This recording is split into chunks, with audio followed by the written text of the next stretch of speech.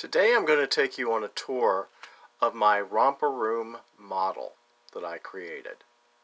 Now, Romper Room was a TV kindergarten show that premiered on WBAL-TV in 1953 in Baltimore, Maryland, and ran until 1994.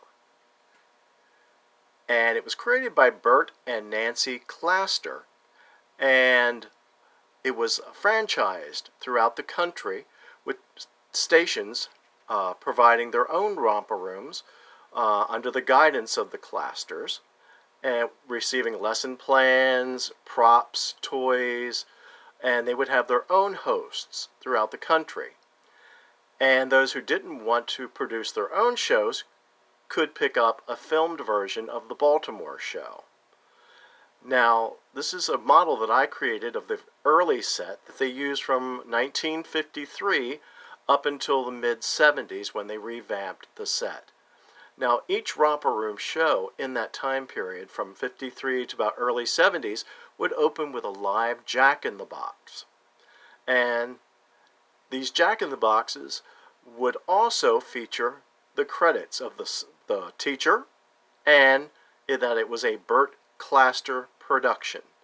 And they would also be housed in this little black box usually. And the black box served as a way that would put your attention on the Jack-in-the-Boxes instead of anything else that was on the set.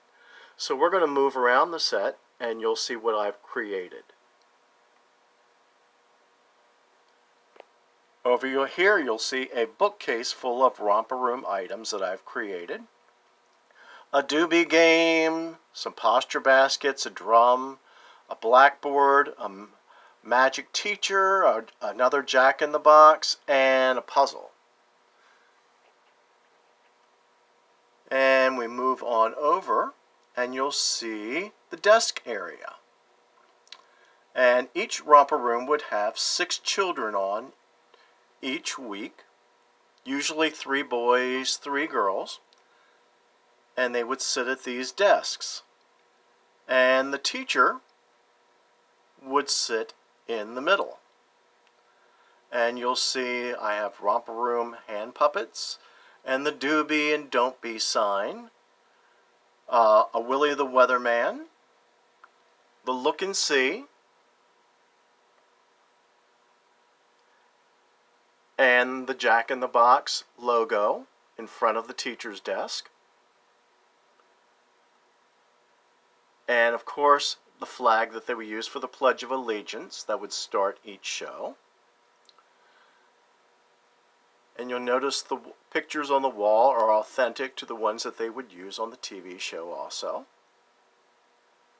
And we move on over and you'll see a box of rhythm bouncing balls that they would use. And it has, of course, the Romper Room Jack-in-the-Box logo on them. And we're moving on over to the play area that they would do their activities, the physical activities that they would do. And you'll see the bulletin board on top, the Romper Room mailbox where you could mail in your pictures, and some toys and things on the bookcase over here. Another drum, some Romper Room roundabouts, a Romper Room bank, books, another Jack-in-the-Box, a puzzle, time puzzle, and you'll also see the punch balls hanging up from the bulletin board. And of course they have the Romper Room logo on them of the Jack-in-the-Box. And we also have the Bronx, the stick horses that they would use. Now, when I was growing up, my Romper Room teacher was Miss Nancy Rogers Claster from Baltimore. And when she retired in 1963, her daughter, Miss Sally Rogers Claster, took over. So I got the flagship version of Romper Room. It was first on WBAL-TV in Baltimore, Maryland, Then it switched over to WAAM, and which later changed to WJZ, and then it moved to WMAR TV. And we keep moving on over, and you'll see the punch clowns that they would have on the show. And moving on over, there was an ease art area with an easel and a story corner.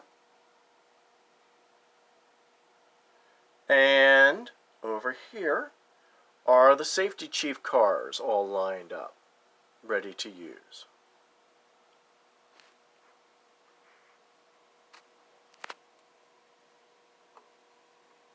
So I'll give you another view of my Romper Room set.